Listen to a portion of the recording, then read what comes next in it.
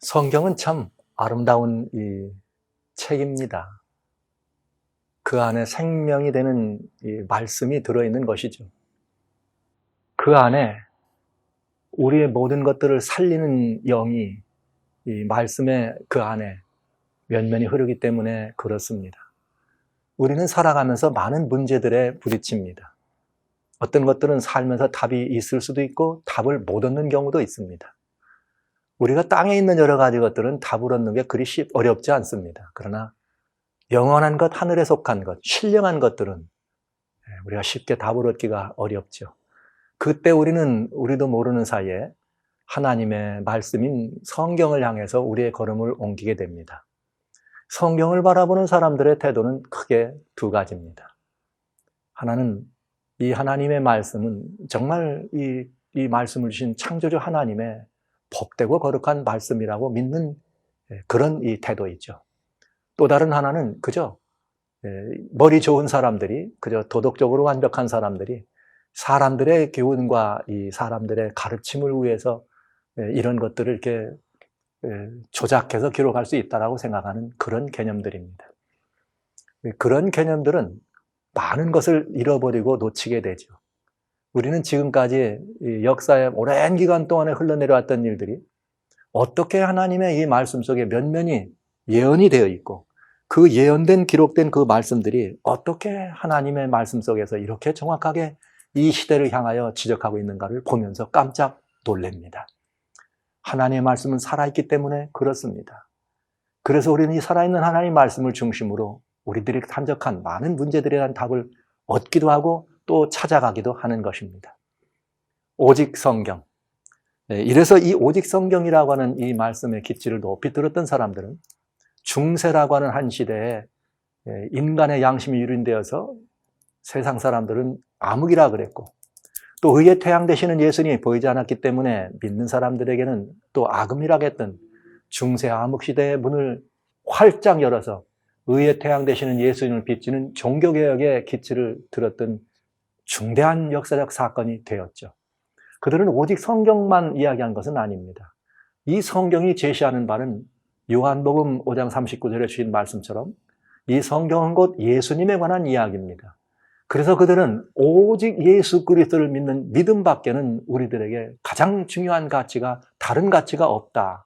그래서 오직 믿음이라고 하는 이야기로 종교개혁의 깃발을 올렸고 그 종교개혁의 깃발은 오늘날 이 세상의 인구의 많은 이 비율을 차지하는 그리스도인들을 탄생시키게 된 것입니다. 물론 십자가 이후에 나왔던 많은 사람들이 종교개혁을 통해서 또 돌아오기도 하고 새로워지기도 하고 폭넓어지기도 하는 그리스도인 신앙의 삶의 모습이 우리들에게 소개되었으나 그런 이 과정들을 보면서 우리는 하나님의 말씀을 근거로 해서 또 우리 시대에 전에 산적한 문제들을 살펴보고 또 그런 답들을 찾는 것이 얼마나 복된 일인가. 그리고 종교개혁 당시만 중요한 것이 아니라 지금도 여전히 가치가 있고 중요하다는 사실을 우리는 살펴볼 수가 있겠습니다.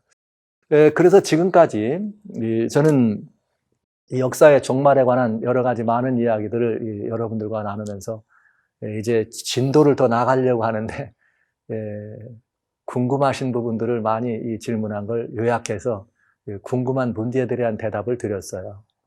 먼저는 이렇게 선악의 대쟁투에서 그 핵심 이슈가 되는 이슈는 무엇인가? 이 문제에 대해서 경배가 문제였다. 하나님이냐? 어둠이냐? 하나님 참 상지를 지으신 창조주 하나님을 경배하는 것이냐? 그렇지 않으면 우리가 이 세상의 주권자로 자청하는 이 사단을 경배할 것인가에 대한 것이 중심이다. 그리고 또 이제 우리는 부활을 기념으로 일요일을 성수하는 예배를 드리는 것이 짐승의 표를 받은 것이냐? 그렇지 않다. 우리는 부활을 기념해서 예수님의 부활을 기념해서 그분을 찬송하고 그분에게 영광 돌리기 위해서 또 더 많이 모이는 예배를 드리고 하나님께 나오는 것은 아름다운 일입니다. 칭찬받을 만한 자발적인 일입니다. 그러나 여러분, 이 제7일 안식일은 하나님이 규정하고 명하신 하나님의 날이다. 그래서 이 두 가지는 첫째 번까지는 부활을 기념하는 것은 이제 좋은 일이라는 안식일을 구분하는 일은 옳은 일입니다. 물론 이 안식일이 인류의 소망되는 날이라는 사실을 알았을 때는 안식일을 구분하는 일, 제7일 안식일이 얼마나 좋은 일인지 여러분도 알게 되시겠죠? 여하튼 부활의 개념으로 일요일을 구분하는 것은 짐승의 표를 지금까지 받은 것은 아니라고 분명히 말씀을 드립니다. 또 어떤 분들은 유대인들에게 제도로서 제7일 안식일은 유대인의 제도가 아닌가 이렇게 물어보신 분들이 많았어요. 그러나 그건 제7일 안식일은 유대인들을 위한 날이 아니다. 이미 유대라고 하는 나라, 민족들이 구성되기도 전에 안식일은 이제 성문화된 하나님의 법으로 되기 전에 이미 안식일은 우리들에게 주어졌다. 그래서 이 안식일은 불문율로 시작돼서 오히려 성문화된 하나님의 법을 지키는지 안 지키는지 하나님께 충성하는지 하는지의 시금석으로 이 안식일이 기록됐다고 하는 말씀까지 드렸습니다. 다음으로는 십자가 이후에 이 율법은 폐한 것이 아닌가 이런 질문이었습니다. 이것이 굉장히 많은 질문이었어요. 그래서 이 십자가 율법은 폐한 것이 아닌가 하는 질문. 그리고 짐승의 우상에게 경배하게 하는 사건 이후에는 무슨 일이 날 것인가 많이 궁금하셨어요. 그래서 짐승의 우상에게 경배를 하거나 짐승의 표를 강요하고 또 그 표를 받는 일에 대해서는 이제 이 예언의 진도가 더 나갈 때 답이 나올 거니까 그 예언의 진도를 통해서 말씀드리도록 하고요. 이제 마지막으로 여러분들이 많이 질문해 오신 질문 중에 하나가 이제 마지막 질문은 십자가 이후에 하나님의 율법은 폐했다. 성경의 모든 율법적 가치관은 폐했다고 하는 이런 이야기들에 대한 이야기였습니다. 그래서 저는 이 문제들에 대해서 여러분들하고 남은 질문, 앞에 나와 있는 이 서너 개의 질문은 이미 답을 드렸고요. 뒤에 남아있는 질문, 십자가 이후에 하나님의 율법은 폐해진 것이 아닌가 하는 질문과 짐승의 우상에 경배하는 사건 이후에는 무슨 일이 일어날 것인가 하는 이 문제에 대한 이야기죠. 이것을 여러분들에게 나누는 일을 지금부터 시작하려고 합니다. 그리고 예언을 더 진도를 나가기 전에 이제 율법에 관한 문제를 마지막으로 여러분들에게 성경을 근거로 해서 말씀을 드리면서 간략하게 말씀드리겠어요. 매주 단순하게 말씀드리겠습니다. 그리고 이 단순한 말씀 가운데 저는 여러분들과 같이 하나님의 말씀을 일일이 다 이 성경 말씀을 찾아야 합니다.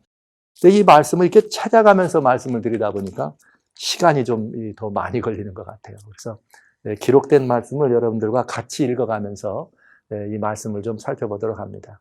자, 그럼 이제 남은 문제, 하나님의 율법은 십자가에서 폐하해졌다. 이렇게 얘기하는 분들이 있어요.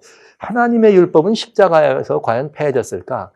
이런 분들은 에베소 2장 15절에 하나님께서 원수된 것 의문에 속한 계명의 율법을 자기 육체로 예수님이죠 폐하셨다.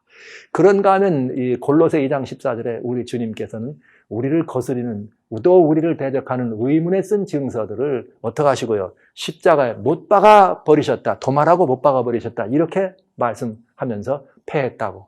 그러면서 그뿐입니까? 로마서 6장 14절에 주님 말씀하시기를 이제는 너희가 이 죄가 너희를 주관하지 못하는데 그건 뭐냐? 너희들이 율법 아래 있지 아니하고 은혜 아래 있다. 이런 말씀들을 근거로 해서 율법은 폐했다. 이렇게 말씀을 하십니다.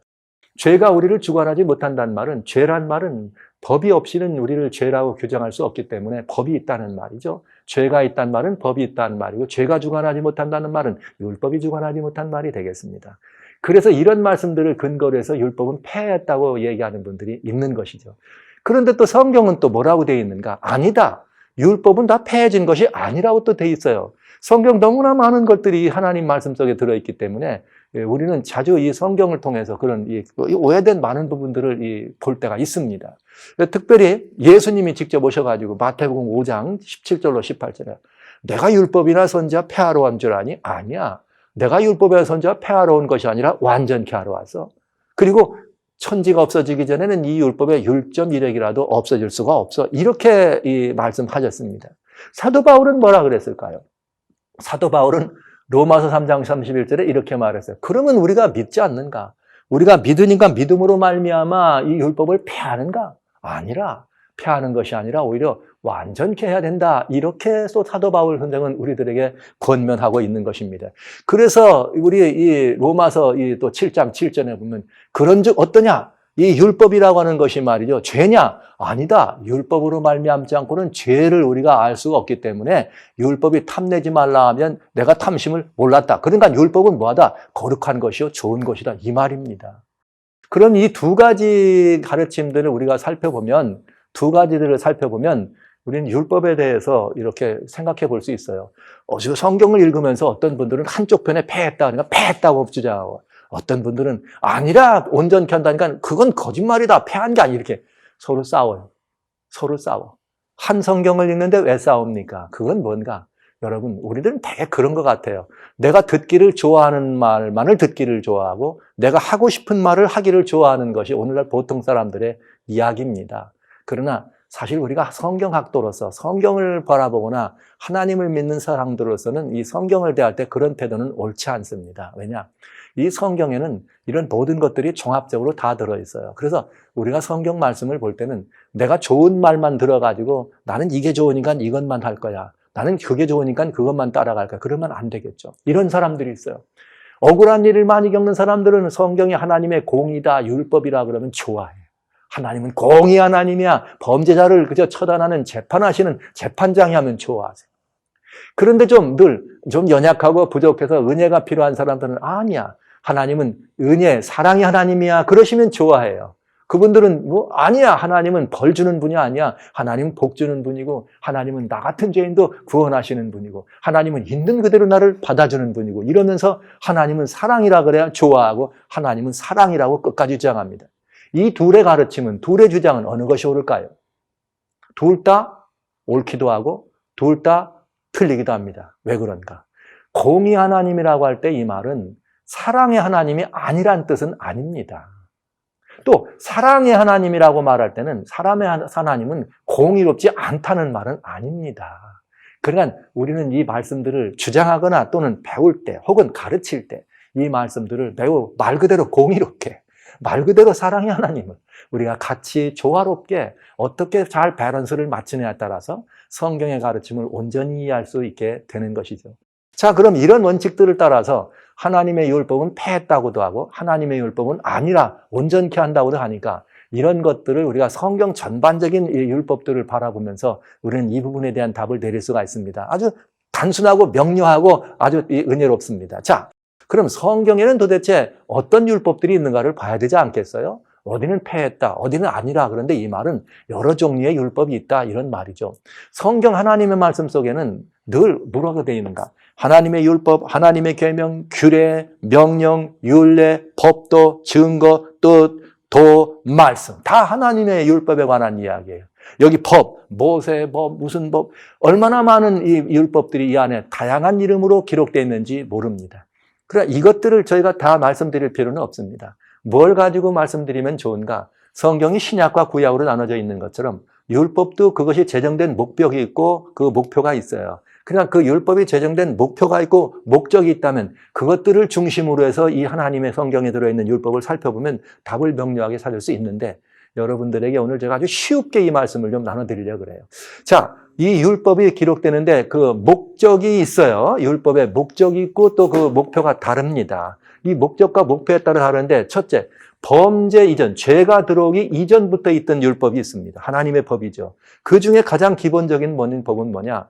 창조법이에요. 이건 질서법입니다. Natural law라고 하는 것이죠. 이것은 존재의 법입니다. 또 이것은 우주 질서를 형성하고 우주의 질서와 조화를 이루는 법입니다. 그래서 이 법은 성경에 보면 창세기 1장에 하늘과 땅을 가르고 궁창을 가운데 넣고 물과 이렇게 육지를 나누고 또 종류들의 식물들이나 동물들이나 각 종류대로 나오고 또 태양계를 만들어 놓으시고 일자와 사시와 이런 것들을 이루게 하고 매 시간들을 이루면서 질서 있게 움직여 나갑니다. 이런 것들은 다 무엇인가? 이 천연을 움직이는 천연계, 내추럴한 이 천연계의 질서를 유지하는 질서법이죠. 이건 오더입니다. 이거는 명령입니다. 오더입니다. 이것은 아주 중요한 것이죠. 우주의 존재와 우주의 순환과 유지가 되는 데는 아주 기본적이고 중요한 것입니다. 다른 말을 말씀드리면 물은 위에서 아래로 흐르게 돼 있어요. 지구는 하루에 어떻게 됩니까? 24시간 한 바퀴씩 돌아야 합니다. 이런 것들이 바로 이 천연 창조와 관련된 질서법이라고 하는 것입니다. 자, 그럼 법은 성경에 그것만 있느냐? 그렇지 않죠. 또 법은 어떤 종류가 있느냐? 이 율법에 대해서 성경은 뭐라고 또 우리들에게 말씀하시는가 하면 그것은 인간이 창조되고 인간이 이 땅에 존재하기 이전부터 이런 모든 질서법이 있었던 것처럼 성경에는 이제 창조 이후에 모든 피조물들과 하나님과 사이의 관계를 규명하는 법이 있죠. 이런 법들을 보고 우리는 모럴로라 그래요. 모럴로. 이것은 관계를 규명하는 이 법입니다. 모랄로라고 하는 것은 되게 관계라고 하는 것은 복수죠. 혼자 있을 때가 아니라 둘 이상 있을 때에 성립하는 것이 관계예요. 그래서 이런 때는 이 모랄로라고 할 때 그 둘 사이에 존재하는 법인데 이것은 관계를 규명한 법이에요. 창조주와 피조물 사이의 관계, 피조물과 피조물 사이의 관계, 하나님과 인류의 관계, 사람과 사람 사이의 관계입니다. 이 관계가 어떻게 형성되었고 이 관계가 어떻게 해야 유지가 되고 이 관계가 어떻게 해야지만 잘 조화롭게 이루어져서 평화를 이룰 수 있는가, 이런 것들을 규명한 것이 도덕법이라 얘기하죠. 이 도덕법은 아시는 것처럼 창세기에 보면은 2장에, 특별히 창세기 2장에 우리 하나님께서 사람과 우리 사이의 관계를 규명하는 한 법을 주세요. 그 법은 어떤 법이냐면 너 동산 중앙엔 모든 건 먹어라. 그러나 이 모든 각종 나무의 실과는 먹어라. 그러나 동상 중앙에는 두 개가 있는데 하나는 생명나무 열매가 있고 하나는 선악을 알게 하는 나무가 있다. 근데 생명을 알게 하는 나무는 먹을 수 있지만 선악을 알게 하는 나무는 먹지 마라. 이렇게 돼 있어요. 이런 것들은 우리가 하나님의 주권을 인정하느냐, 하나님의 주권을 인정하지 않느냐가 되겠죠. 왜요? 그 하나님의 명령을 들으면 인정하는 것이고 그 주권을 듣지 않고 순종하지 않으면 인정하지 않는 것입니다. 이렇게 해서 하나님과 우리 사이의 관계가 규정되는 이런 법들입니다. 이런 것들이 처음에는 불문율로 있는 것이죠. 불문율로 우리들에게 주어져서 이것은 범죄하기 이전에, 죄가 이 땅에 들어오기 여전에도 전에 에덴 동산에서 아담과 하와가 하나님과 평화로운 관계에 있을 때도 이 법은 여전히 존재한 법입니다. 그런데 이 법이 이제 드디어 어떻게 되느냐? 하나님이 친수로 기록하면서 성문화됩니다. 원래 도덕법 이전에 불문법은 대부분 도덕법이 되잖아요. 이건 불문율이죠, 도덕법은. 그러나 하나님이 인간의 삶이 다변해지고 이렇게 여러 이런 것들이 오면서부터 이것을 성문화해서 이 도덕률을 성문화해졌어요. 그래서 대표적인 이 성문화된 하나님의 도덕법이 십계명이죠. 그래서 이것은 하나님과 피조물 사이의 관계를 규명한 법이 되겠습니다. 십계명을 예수님이 오셔가지고 두 줄로 요약해요. 마태복음 22장 37절로 40절에 무슨 말씀이 있는가 하면 너희는 하나님을 내 몸을 내 마음을 다하고 내 뜻을 다하고 내 온 정성을 다해서 내 하나님 여호와를 사랑하라, 이거예요. 그 다음에 내가 내 이웃을 내 몸처럼 사랑하라. 이 모든 것들이 율법과 선지자의 강령이다. 이러면서 십계명, 하나님의 그 법이 조화롭게 우리들에게 일러주신 것이죠. 그리고 이 법은 하나님께서 친수로 기록해 주셨으면서 하나님이 이스라엘 사람들에게 주신 제사지도 가운데 성소라고 하는 이 제도가 있는데 그 성소 안에는 가장 중요한 것이 지성소입니다. 지성소 안에 언약궤를 만들어 놓고 언약궤 안에다가 그걸 넣으라 그래서 출애굽 25장에는 그 법을 어디다 넣냐? 언약궤 안에다 넣으라 그랬습니다.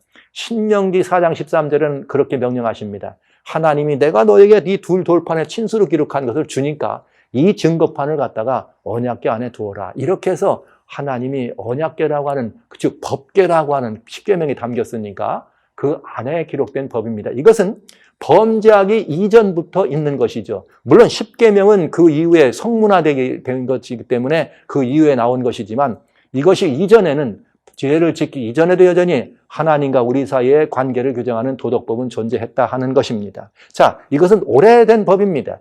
그리고 우리가 죄라고 할 때는 뭐냐? 죄라고 할 때는 바로 이 요한일서 3장 4절에 말씀하신 것은 모든 불법이 죄다. 이 도덕법을 어기는 것이 죄입니다. 하나님의 법을 어기는 것이 죄였다 이것이죠. 그런데 불행하게도 인류가 이 선악을 알게 하는 나무의 열매를 따먹습니다. 따먹으면서 죄가 이 땅에 들어왔습니다. 인간과 하나님 사이의 관계가 어떻게 됐어요? 깨어졌죠. 이제 그런데 참으로 놀랍게도 하나님은 사랑이십니까? 하나님은 사랑이십니다. 하나님은 공이십니까? 하나님은 공이십니다.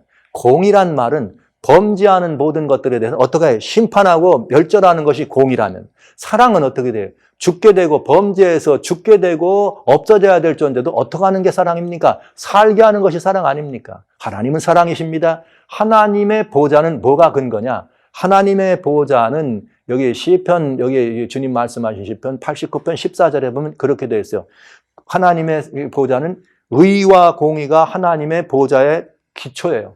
그 다음에 인자와 하나님의 이 진실이 앞서 행한다. 그러니까 하나님은 공의 하나님이면서 그 공의의 목표는 어디에 있다? 사랑에 있다는 것이죠. 하나님은 법의 하나님입니다. 그러나 그 법이 목표하는 목표는 어디에 있다? 그 법이 사랑으로 실천되는 것입니다. 이것이 하나님의 법이었습니다. 그런데 이 법을 어기고 유린하는 것은 죄예요. 그럼 죄인은 어떻게 돼요? 죽어야 됩니다. 그런데 하나님은 사랑이시라니까요.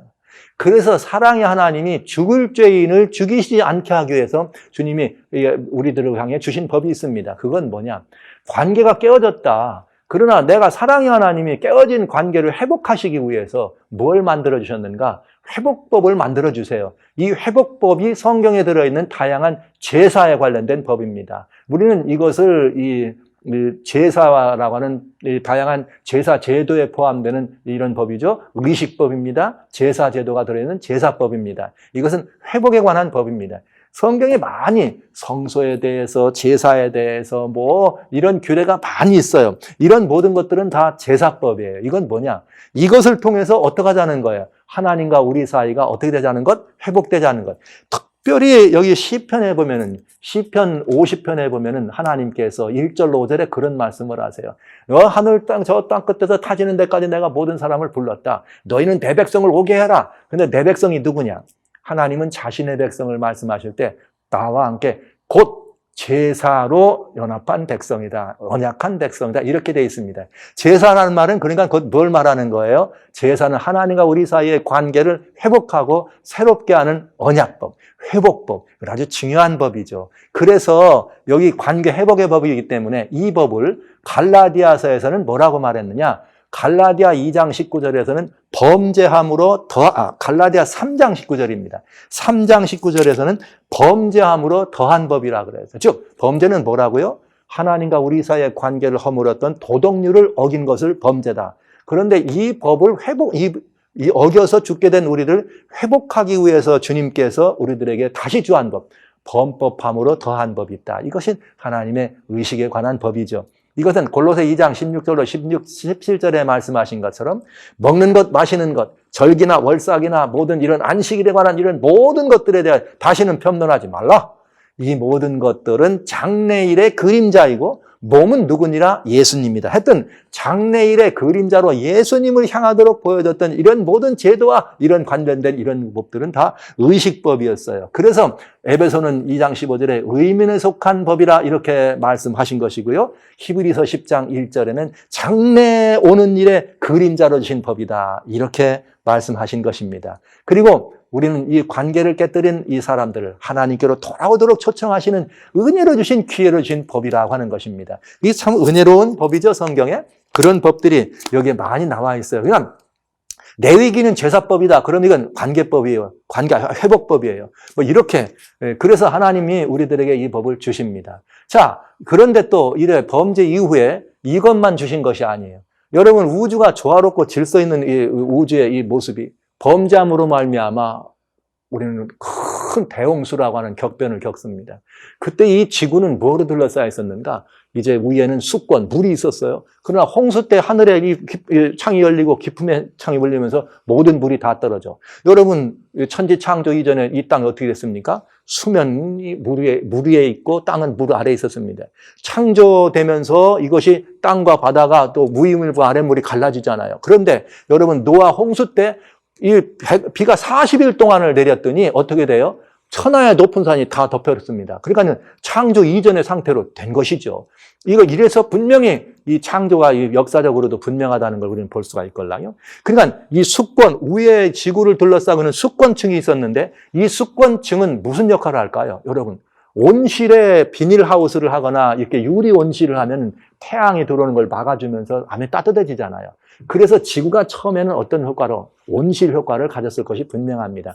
그 증거가 뭐냐? 그래서 저 시베리아의 툰드라 지방이나 그린랜드나 그 지하에는 옛날에 이렇게 대격변으로 말미암아 이렇게 들어갔던 뭐가 있어요? 그 수목들이, 거대한 수목들이 거기에 있다고 그래요. 그러면 이건 뭘 증거하는 것이냐? 지금으로 말하면 저 북극 지방이죠. 적도 위에 넘어서 북극 쪽에도 여전히 거대한 수목들이 물창했다는 말은 이 지구가 온실 효과로 말미암아서 오늘과 같은 남극과 북극과 같은 이런 추위가 교차된 이런 일이 없었다 하는 얘기입니다. 물론 성경대로 춥고 이런 일들이 홍수 이후에 있었다고 우리는 성경을 통해 알 수가 있습니다. 자, 이렇게 망가진 환경 속에서, 이렇게 무너지고 망가진 환경 속에서 하나님은 사랑이십니다. 그럼 그 하나님은 사랑이신 하나님이 완전히 망가져 다시 물이 다 빠져가지고 지구가 남극과 북극으로 기울어지게 되고 이제는 사계절이 생기고 추위가 있고 더위가 있는데 사람들이 어떻게 살아야 될까? 망가지고 변화된 환경 속에서 할 수 있으면 인간이 더 건강을 유지하고 사람이 사랑의 대상이었기 때문에 할 수 있는 방법을 하나님이 일러주십니다. 그래서 창세기 9장에서 보면 1절로 17절에 이 노아 홍수 이후에 다시 한번 이 홍수 속에서 덧쳐나온 남은 노아 8식구와 그리고 모든 거기 짐승들과 함께 하나님이 새로운 언약을 내리시는 것이에요. 그러면서 그 은혜로 주실 때 뭐라 하겠는가? 창세기 1장에는 사람들에게 여기 씨 맺는 채소, 과일을 먹을 걸 주셔요. 그러나 짐승들에게는 푸른 풀을 먹을 것으로 주십니다. 그러니까 사자도 초식동물이었다는 얘기가 될 수 있죠. 그런데 이제 홍수 이후에는 하나님께서 사람들에게 모든 동물들을 다 먹을 수 있도록 해줬어요. 육식이 허락됐다 이 말이죠. 그건 뭐냐?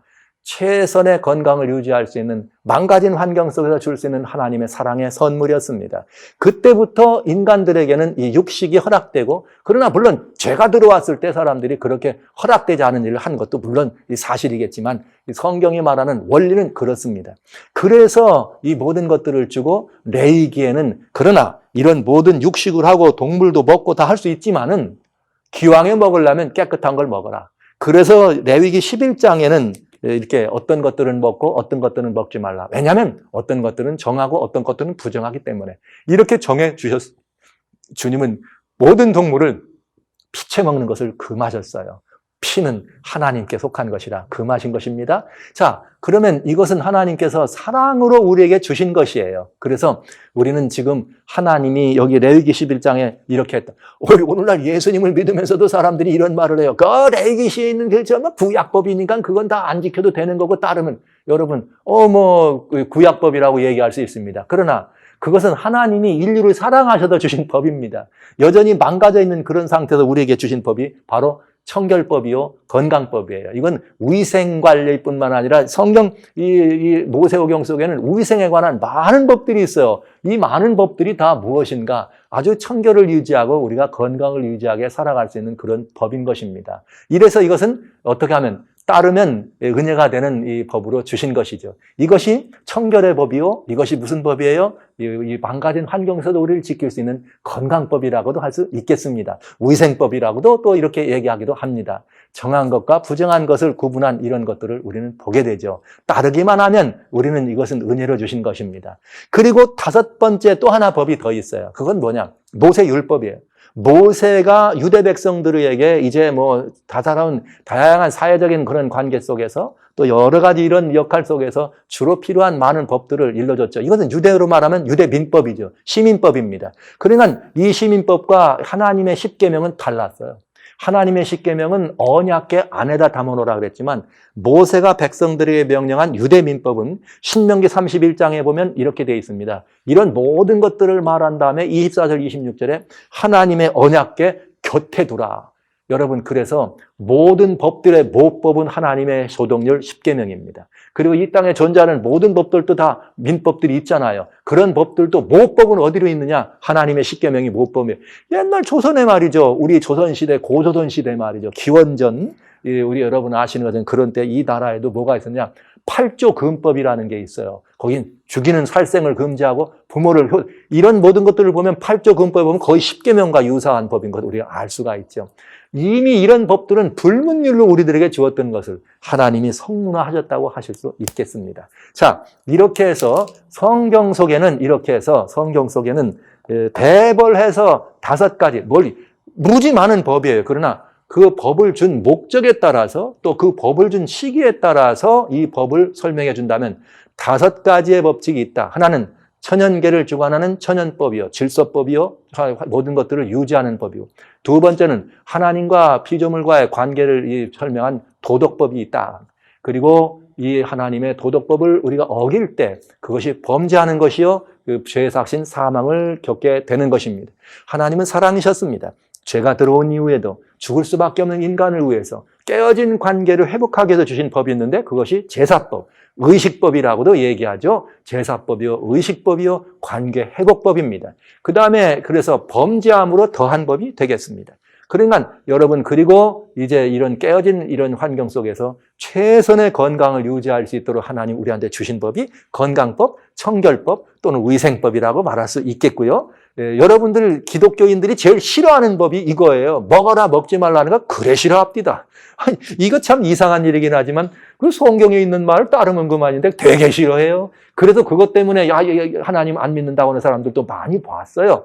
그 다음에는 5번째 법이 모세가 유대 백성들을 위해서 언약궤 곁에다가 써놨던 그런 유대 민법이라고 볼 수 있겠습니다. 모세기로라고 하는 그 속에는, 모세기로는 의식법도 있고 제사제도도 있고 유대 민법도 있어요. 그 가운데 우리는 유대인들에만 따를 유대 민법. 유대 민법은 누가 따르면 돼요? 유대인들이 따르면 되는 것이죠. 유대인들이. 미국 사람은 미국법, 한국 사람은 한국법을 따르면 됩니다. 자, 그러면 이런 것들이 이렇게 성경 속에 있는 대별한 5가지 목적과 목표에 따라 주신 법이라면 이 법 가운데 어떤 게 폐하고 어떤 게 완전케 될 것일까?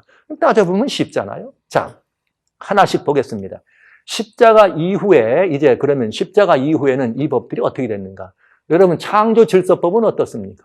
십자가 이후에 창조질서법은 어겨졌나요?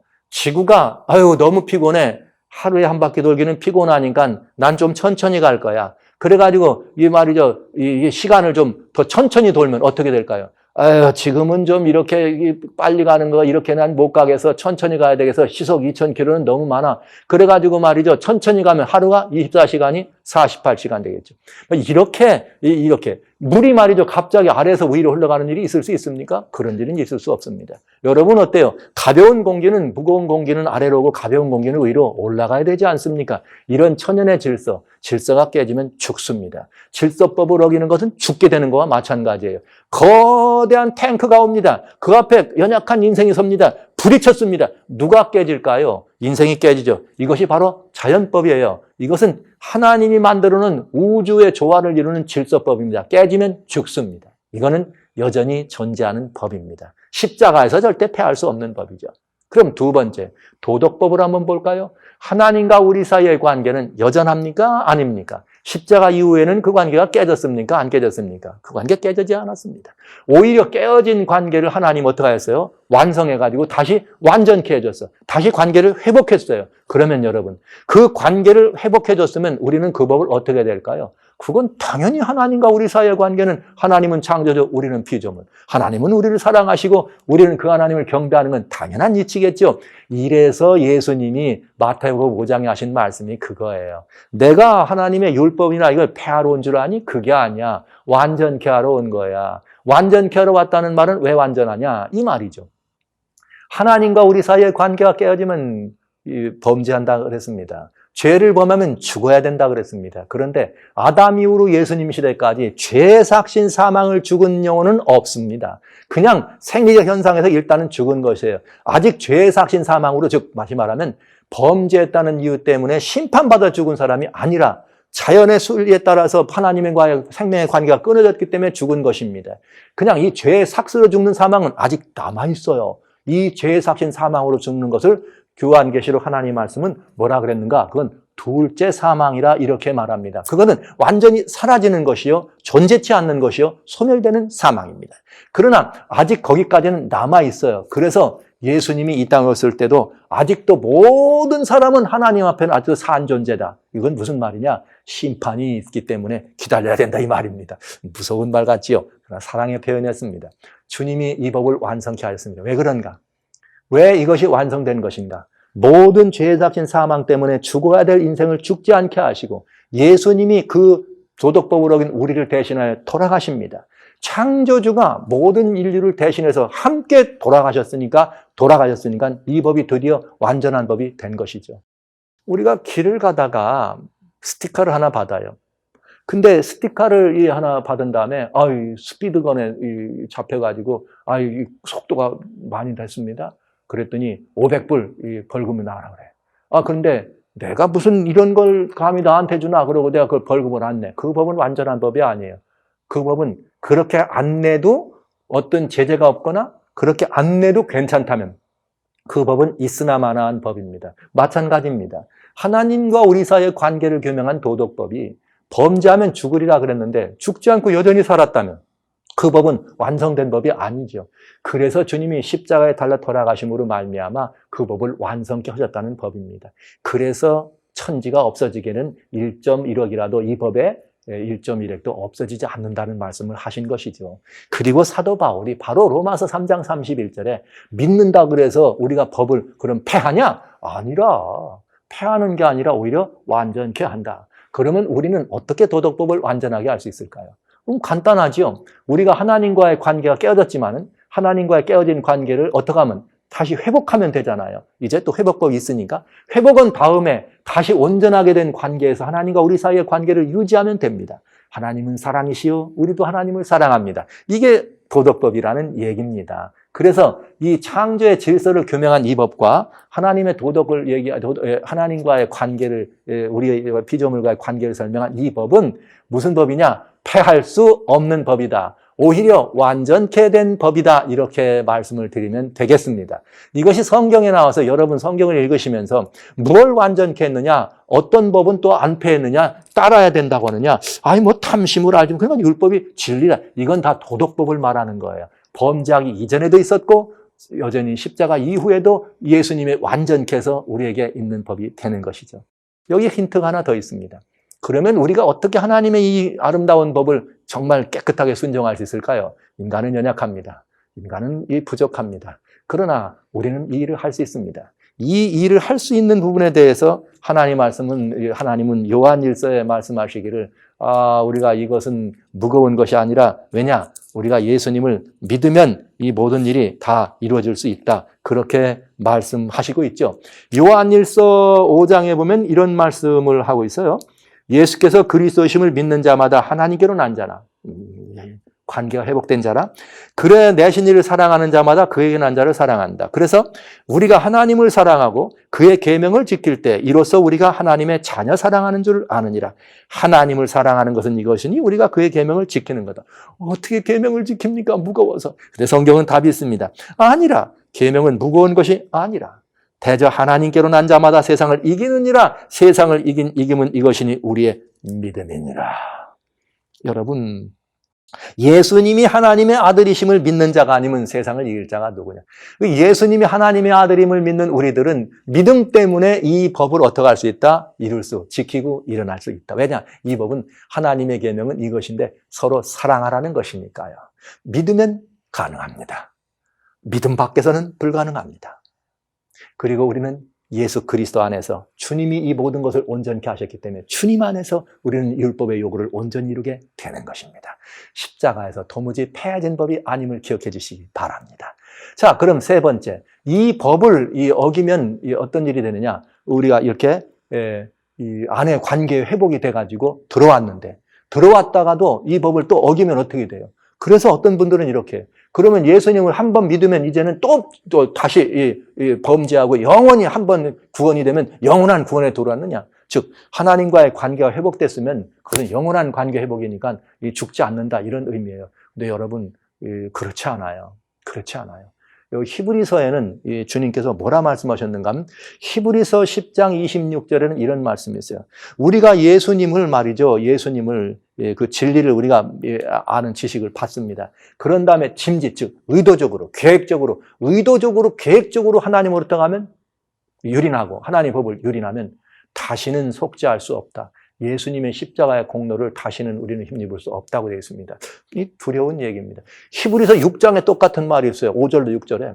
우리 하나님의 능력, 우리 또 내세의 능력, 이 거듭나는 거죠. 그런 능력을 맛보고도 타락할 수 있느냐? 타락할 수 있습니다. 그러니까 한 번 구원받으면 영원한 구원이라는 말씀은 옳지 않아요. 성경에 맞지 않아요. 받고도 타락할 수 있느냐? 타락할 수 있다. 그런데 중요한 것은 그렇게 타락한 자는 다시 새롭게 하여 회개할 수 없다. 왜? 예수님을 2번 십자가에 못 박는 일을 할 수 없다는 것입니다. 아이고. 여러분, 이 말은 도덕률은 뭐 하지 않는다? 하나님과 우리 사이의 관계를 규명한 법은 이제 다시 회복된 관계에서 들어왔을 때 다시 패하면 된다, 안 된다? 안 된다는 것이죠. 그 법을 영원히 예수님 안에서 온전히 지킬 수 있다고 거역해 우리에게 보여주신 것입니다. 자, 그러면 이제 이 우리들에게 회복을 위해서 주었던 의식법입니다. 제사법입니다. 우리는 이것이 회복을 목표로 오신 것입니다. 그래서 이 제사법은 뭘 가리켰느냐? 예수님을 가리켰습니다. 그래서 우리 주님이 이렇게 우리 땅에 오셨을 때 여러 군데 성경에서 몸은 곧 예수님, 이것들은 장차 올 것의 그림자, 이렇게 이것은 옛적 것이요, 그래서 이것은 앞으로 개혁할 때까지만 있는 것이요, 새 것이 올 때는 없어진다는, 이것은 바로 제사법, 하나님과 우리 사이의 관계를 회복하기 위해서 주신 법입니다. 그런데 예수님이 오셨어요. 예수님이 오셔서 십자가에 달려 돌아가셨어요. 그러면 우리는 이제는 이 모든 일들을 어떻게 하면 됩니까? 하나님과 우리 사이의 관계는 어떻게 됐어요? 회복된 것이죠. 하나님과 우리 사이의 관계는 하나님의 은혜로 회복한 것입니다. 이것이 로마서 3장 25절에 그렇게 되어 있어요. 우리 주님께서, 우리 하나님께서 예수님을, 아드님을 우리와 하나님 사이를 화목케 하는 화목제물로 세우셨습니다.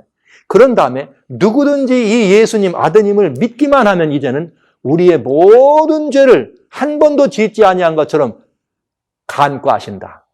우리를 뭐라고요? 의롭다 하시고 전에 지은 죄를 간과란 말은 무슨 말이냐? 나 못 봤어. 그거 괜찮아. 한 번도 범하지 않은 것처럼 보아주신다. 이렇게 표현하는 것입니다. 할렐루야. 이것이 바로 회복법, 제사법, 의식법, 이 법을 통해서 우리는 하나님과 우리 사이의 관계를 어떻게 회복되게 되는 것이죠.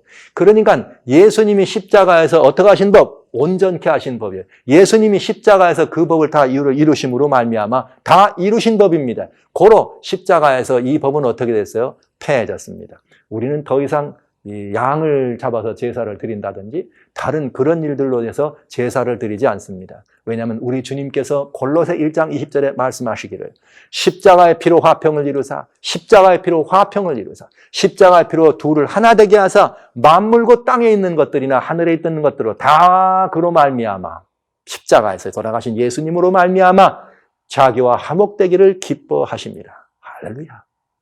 인류의 희망입니다. 이렇게 돼서 우리는 다 믿음으로 하나님께로 나갈 수 있는 길이 열린 것이고 이제는 우리가 하나님과의 관계는 새로 온전한 관계에 들어가게 된 것이죠.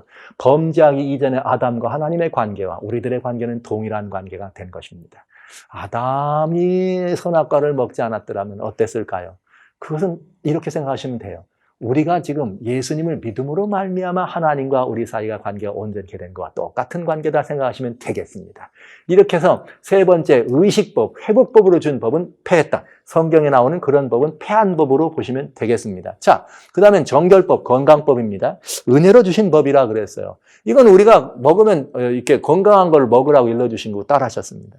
이건 언제까지 있을까? 아직도 여전히 이 우주, 이 천체가 지금 많이 망가졌어요. 이 지구의 환경이 깨졌습니다. 지구가 이제 옛날 창조 때처럼 돼 있지 않고 많이 황폐했습니다. 그렇다면 이 법은 어떤 법이에요? 마치 무너진 환경 속에서 우리가 따르기만 하면 은혜가 되는 법입니까? 여전히 지금도 주신 법이니까 따르면 은혜가 되고 축복이 되는 법입니다. 그러니까 이건 무너진 환경 속에서 마치 질서법과 같이 지키면 좋다는 거예요. 그래서 이것을 어떻게 하면 좋아요? 따르기만 하면 복이 되고 따르기만 하면 은혜가 되는 것입니다. 그래서 저는 여러분들에게 하나님의 레위기에 나와 있는 11장에 특별히 나오는 건강을 위해서 주신 이 법을 따르시면 복 받는다는 말씀을 제가 드리고 싶어요.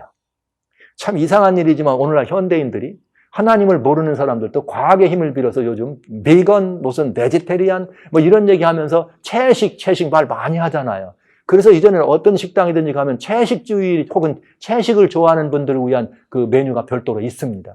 이만큼 사람들이 인류의 이 인지가 깨어나면서 이것이 이런 이 좋은 것이 있네. 그래서 이 생선이나 고기나 먹어라. 그런데도 붉은 피 있는 고기 먹지 말라. 붉은 고기 먹지 말라. 이것이 오늘날 과학이나 의료진에서 말하는 건강 아닙니까? 그러면 이미 이렇게 말하기 전에 훨씬 전부터 하나님은 성경에다 우리를 위해서 기록하신 것이죠. 하나님은 사람을 사랑하십니다. 하나님의 사랑하시면 바로 뭘 먹을 것까지도 정해주셨다는 사실을 생각하면 얼마나 이 마음이 따뜻해지는지. 여러분, 이분이 바로 우리들의 하나님, 우리들의 예수님을 통해서 부를 수 있는 아버지십니다. 그러니 저는 이 건강을 위해 주신 법, 정결하게 위생과 관련된 이런 법들은, 위생과 관련된 이런 법들은 우리 많은 사람들이 하나님을 모르신다 할지라도 따르기만 하면 복이 되고 은혜가 된다는 말씀을 분명히 말씀드립니다. 게다가 특별히 그리스도인들에게는 왜 특별히 이 법이 좀 의미가 좀 다른가 하면, 유대 백성들을 하나님께서 열방의 빚으로 삼았어요. 유대인들을 통해서 열방에게 복음이 전파되고, 그러니까 유대인들은 모든 민족들의 대표입니다. 왜냐? 제사장 백성이니까요. 그래서 제사장 백성으로 사람들에게 본이 되게 하기 위해서 하나님은 너희는 제사장 백성이니까 하나님이 거룩하신 것처럼 너희는 뭐해라? 거룩하라. 이렇게 일러주신 것이.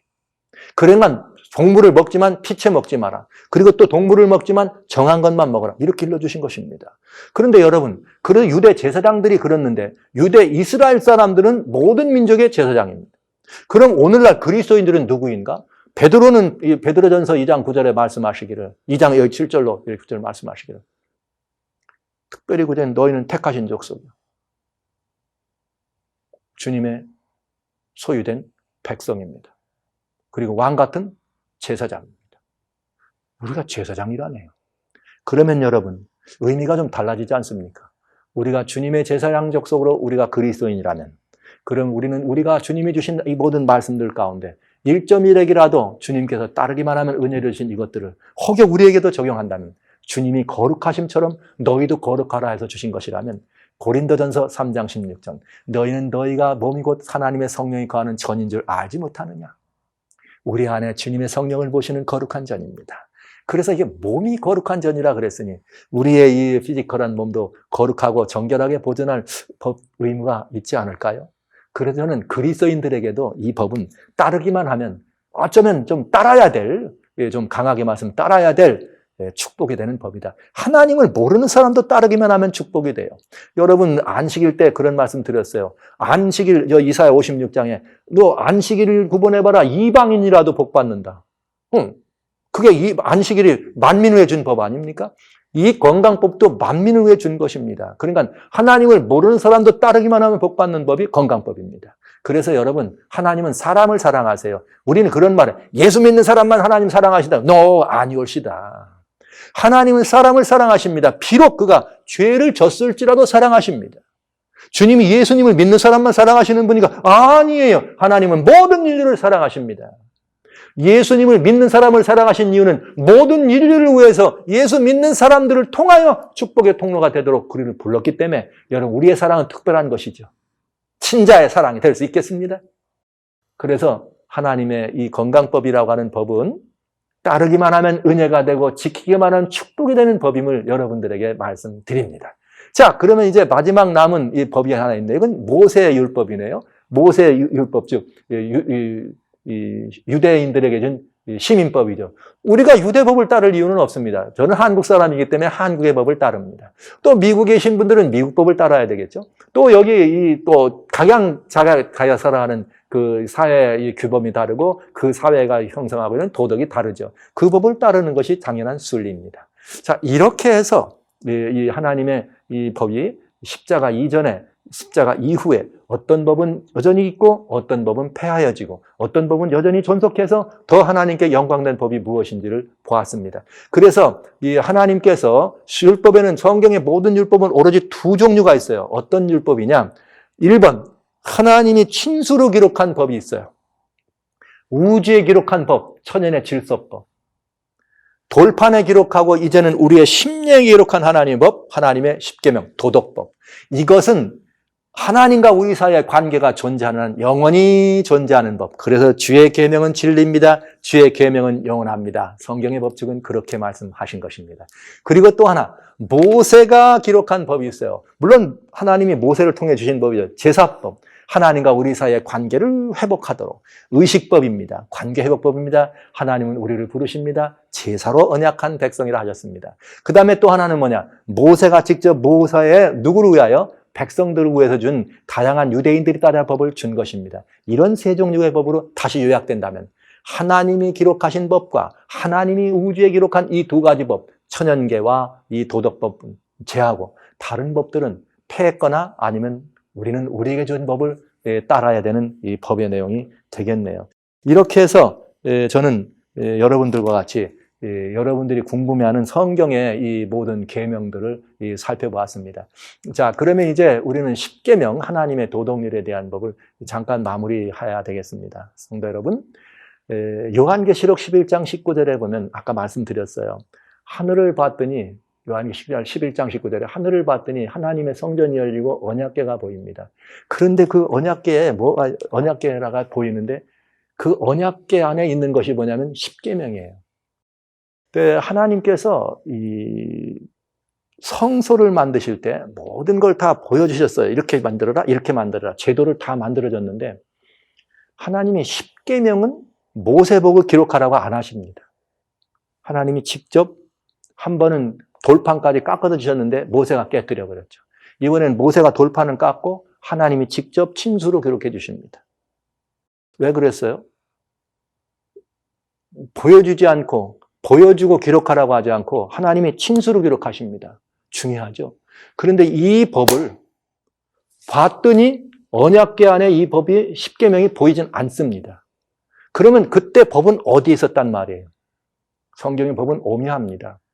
이제는 히브리서 8장 10절에 말씀하신 것처럼 하나님의 백성들, 하나님의 법을 그 마음과 생각에 직접 그 심령에 비해 기록하셨다 얘기했습니다. 그러니까 오늘 그리스도인이라고 말씀하시면은 내가 믿는 사람이라고 말하면 내 양심의 가슴판에 하나님의 계명이 기록됐다는 사실을 부정하면 안 됩니다. 인정해야 됩니다. 그래야 거기 8장 10절에 그는 내 백성이 되고 나는 그의 하나님이 되리라 이렇게 말씀하신 것입니다. 이 말씀이 이루어지는 것이죠. 그렇기 때문에 지금까지 말씀드린 것처럼 요한계시록 12장 17절에는 그 계명이 가져져 있는 가슴에 새겨진 하나님의 계명과 예수의 증거를 가진 사람들을 누가 용이 없애려고 하는 것입니다. 하늘을 공격해서 언약궤를 없애려고 한 게 아니에요. 이제는 우리의 심령의 언약궤 속에 그걸 기록한 그 백성들, 하나님의 계명과 예수의 증거를 가진 참다운 그리스도인들을 없애려고 한 것입니다. 그러니 이렇게 용이 핍박하려고 하고 이 땅에 우리가 처해 살지만 하늘에 속한 사람들 아닙니까? 그러니 이렇게 이 법대로 산다고 한다는 것은 여러분 뭘 가져다 줘요? 상당히 어려움이 있겠죠. 그래서 요한계시록 14장 12절에 성도들의 인내가 여기 있다. 이는 하나님의 계명과 예수의 믿음을 지키는 자죠. 이것은 함께 가는 수레바퀴입니다. 이건 따로 가지 않습니다. 여러분 하나님의 계명은 절대로 예수님 믿음이 없이는 우리가 온전히 이룰 수가 없습니다. 또 하나님의 계명이 우리 심령에 새겨지면 그 계명이 열매를 맺습니다. 사랑의 열매를 맺죠. 믿음이 없이는 이 사랑의 열매를 맺을 수가 없습니다. 갈라디아 5장 6절에 분명히 말씀드립니다. 할례 받는 것 아무것도 아니다. 안내 받는 것도 아무것도 아니다. 오로지 우리들에게 뭐가 중요하냐? 사랑으로 역사하는 믿음뿐이라. 즉 우리 믿음이 사랑으로 역사하는 믿음, 사랑으로 역사하는 드러나는 믿음, 그리스도 예수가 내 안에 있지 않고는 이 믿음은 드러날 수가 없겠고요. 그런 사랑은 열매를 맺을 수가 없겠죠. 그래서 하나님의 계명과 예수의 믿음은 항상 같이 가는 수레바퀴입니다. 이거는 우주가 생기기 전 하나님의 보좌의 기초였습니다. 하나님의 보좌의 기초는 의와 공의에, 하나님의 보좌의 뚜껑은 뭐라고요? 인자와 진실이다. 사랑, 공의와 사랑이 함께 가는. 그래서 공의는 사랑을 향하고 사랑은 공의의 열매가 되는 것입니다. 그래서 우리는 하나님은 사랑이시며 하나님은 공의고 하나님의 공의가 곧 사랑이요 하나님의 사랑이 곧 공의란 사실을 인정할 수 있게 되는 것이죠. 여러분 얼마나 아름다운 일입니까? 이것 때문에 선악의 대쟁투가 지금까지 치열하게 진행돼 온 것입니다. 그렇기 때문에 원필칭 그리스도인이라 말하면 바로 하나님의 계명과 예수의 증거를 가진 사람이 진정한 그리스도인의 정체성이요, 진정한 그리스도인의 리얼 아이디가 되겠습니다. 세상은 리얼 아이디로 사람들을 이제 얽매입니다. 그러나 우리는 하나님의 계명과 예수의 증거로는 진짜 리얼 아이디, 천국의 리얼 아이디로 우리는 하나님께 매인 사람들이 되는 것입니다. 이렇게 해서 저는 여러분들의 궁금한 이런 모든 것들을 여기까지 말음하려고 그래요. 십계명. 이것은 하나님과 우리 사이의 관계를 규명한 도덕법입니다. 이것은 우리가 회복하고 온전히 해야 될 하나님의 계명임을 말씀드리게 됩니다. 자, 이제 저는 여기까지 여러분의 궁금한 모든 것들을 여기까지 말씀드리고 진도를 좀 나가야 돼요. 이 진도를 나가는데 여러분들과 같이 예언을 이렇게 풀어가면서 두 세력, 이 현존하는 우리들의 두 개의 굉장히 큰 세력, 미국이라고 하는 세계의 폴리티컬 파워, 가장 강력한 파워 그룹과 바티칸이라고 하는 이 교황권이라고 하는 이 영적인 파워 그룹이 함께 합동해서 무엇인가 마지막 역사를 이뤄나오고 있다. 이것이 이 교황청 대사로 파견된 토마스라고 하는 세 번째 대사였던 그가 말한 것이죠. 이것이 이제 정말 이 역사의 마지막 경점에서 흘러갑니다. 이 흘러가는 모습을 여러분 보신 것처럼 지난 2015년에 로마 바티칸의 바실리카 성당에 195개 나라가 하나 되겠습니다. 아젠다 2030, 이거는 굉장히 중요한 거란 말씀 드렸어요. 여러 번 말씀드립니다. 절대로 여러분 잊으시면 안 됩니다. 이것은 아주 중요합니다. 여러분 지난 1월 달에 무슨 일이 있었습니까? 여기 미국의 민주당 의원 가운데 이 코르테즈라고 하는 여성 의원이 있어요. 그가 갑자기 말이죠. 무슨 일을 얘기했느냐? 갑자기 인류가 앞으로 12년 동안에 이 환경, 클라이밋 체인지에 대해서 말하지고 말이죠. 이거에 대해 대책을 안 세우면 이제 역사는 12년 뒤면 역사는 끝난다. The end of the world. 왜 그런 말을 했느냐? 세라 샌더스라고 하는 백악관 대변인이 그가 그 말하기 전에 1월 달 말에 무슨 말이냐 이렇게 말했어요. 기후변화, 환경변화에 대해서 기자들이 물었습니다. 그랬더니 그 백악관 대변인이 뭐라고 말했냐.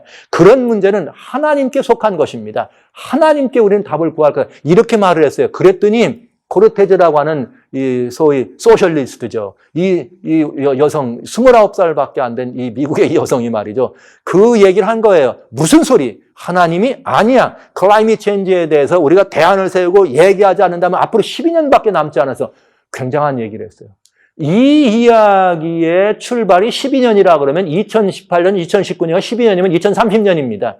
2030년밖에 안 된다는 이 말은 무슨 말이냐? 바로 2030 아젠다를 어떻게 한 거예요? 2030년까지 완수하라고 하는 그런 70차 유엔총회 아젠다가 그 아젠다 아닙니까? 그거를 염두에 둔 것입니다. 그 아젠다를 통과시켜 나갈 때, 그러면서 첫 번째 COP21 195개 나라가 사인하게 되는 첫 번째 역사가 일어나는 바로 그 시간에 로마 바실리카 성당에 One Lion on My Church라고 하는 교회 위에 거대한 사자를 프로젝트하면서 정말 사자가 이 땅을 호령하는 것처럼 세계의 이 정치적 지도자들에게 전화하고 니카라과나 시리아나 전화하고 조인하도록 하는 이런 일을 봅니다.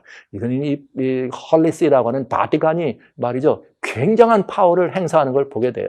계시록 13장에 대한 이야기가 바다에서 올라온 짐승과 땅에서 올라온 무서운 사자 같은 짐승과 이 어둠에서 이렇게 이 땅에서 올라온 양 같은 짐승 두 짐승이 합동해서 계시록 12장 17절에 나오는 이 바다와 영화롭고 거룩한 산 사이에서 용이 하나님 백성을 진멸하려고 하는 그 일을 어둠의 대리자가 돼가지고 계시록 13장에 한다고 하는 것을 지금 얘기해 준 거예요. 저희가 지금까지 본 것은 13장, 계시록 13장까지 온 것이죠. 그리고 계시록 13장의 마지막 파트에 대해서 지금 마지막 어떻게 진행될 것인가를 보려고 하는 것입니다. 자, 이것이 이어지면서 이제 이렇게 이것이 선악의 거대한 대쟁투의 역사가 이루어지는 장면들을 지금까지 보았고요. 이제는 이 거대한 장면들이 어떻게 마무리로 들어가서 결국은 이렇게 이 심판의 시간이 들어갈 것인가. 요한계시록 14장에 14만 4천이 등장하고 요한계시록 15장에 심판의 이야기가 16장까지 나타나고 요한계시록 17장에 이상한 짐승이 나옵니다. 머리가 7이요 뿔이 10뿔입니다. 그리고 붉은 짐승입니다. 그리고 그 위에 한 여인이 탔습니다. 손에 금잔을 들었습니다. 만국을 취하게 하는 포도주잔을 들었습니다. 이제 이 사건이 이렇게 일어나면서 역사는 마지막을 향해 진행됩니다. 요한계시록의 흥미진진한 부분들이 여러분들을 기다리고 계십니다. 기대하십시오. 그리고 이 부분에 대해서 여러분 다소 시간이 많이 필요해요. 이 말씀을 드릴 때는 제가 짧게 10분, 15분에 말씀드릴 수가 없어요. 왜냐하면 예언의 말씀이 중간에 끊어지면 안 되기 때문에 여러분들 조금 시간이 어려우시더라도 함께 참여해서 끝까지 이 말씀을 들으셔서 진리의 영에 여러분 순종하시고 세상을 떠돌고 있는 다양한 말세에 대한 이야기가 너무나 많아요. 요즘 마지막 때인 것은 사실인 것 같아요. 너무나 많은 말세에 관한 이야기가 떠돌 때 여러분 성경이 성경에 대한 답을 성경적으로 할 수 있는 아주 매우 중요한 종교 개혁자들의 이 성경을 해석해왔던 그 방법을 그대로 여러분과 말씀드리니까 미혹의 영에 미혹되지 마시고 진리의 영이 증거되는 자리에 함께 하셔서 하나님께서 이 마지막 시대를 향한 이 예언을 어떻게 펼쳐가는지를 함께 여러분이 연구하시고 함께 살펴보시면서 주님의 마지막 초청을 들으면서 우리 역사의 마지막을 희망적으로 맞이하게 되고 그렇게 이 마지막의 사건들 한복판 속에 참여할 수 있는 거룩한 특권을 모두가 누렸으면 좋겠습니다. 여러분 모두 지금까지 함께 하신 것 참 감사드립니다. 여러분 참 대단하세요. 지금 무슨 대학교 입시 보는 것도 아닌데 거의 1시간씩 지속되는 이 연구를 여러분이 함께 하시고 지난 이 서너 번에 걸쳐서는 궁금한 답변을 드렸습니다. 또 이제 이거 마지막 마치면서 여러분들의 궁금한 모든 것들에 대한 답을 드리도록 하겠습니다. 한 가지 더. 제가 말이 좀 빨라요. 빠른 이유가 있습니다. 제가 이 충청도 사람이라 원래는 말이 느릿느릿한 사람인데 여러분과 나눌 이야기는 많고 시대는 참 급하네요. 이런 시절을 바라보니 제 마음이 이렇게 급해서 여러분들 앞에 이렇게 쏜살같이 말씀을 드리네요. 이 점 죄송스럽고 여러분 양해를 바라면서 하나님의 영, 진리의 영이 여러분들을 인도하셔서 생명의 양식으로 충만한 매일매일의 삶, 오직 예수께로 여러분의 심령의 모든 소원이 아울러 고백되고 예수님과 더불어 함께 살아가는 것이 가장 큰 행복이 되는 귀한 성도 여러분, 귀한 형제 자매 여러분 되어주시길 주의 이름으로 축원합니다.